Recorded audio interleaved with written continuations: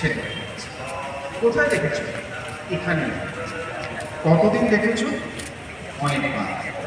কিছু মনে আছে? তার কোনো কথা মনে আছে? আমার সঙ্গে কথা বলেনি।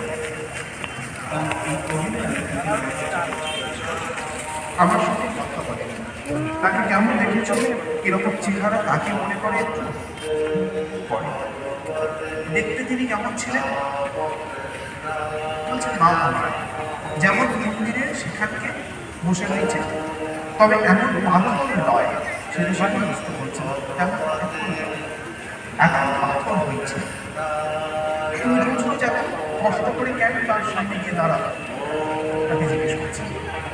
বলছেন এবার ভাষাহীন জবাব বিশ্বমানব বলছেন নমস্তে ভগবতে রামকৃষ্ণায় নমঃ। এই ঘটনাটি তখন মন্দিরের সামনে মন্দির থেকে তার কাছে গেছে, বলছেন সেটা মায়ের বাড়িতে দেখে কেন যদি কথা বলে, মা যদি কথা বলে অভিমান করে নামিয়ে দিল।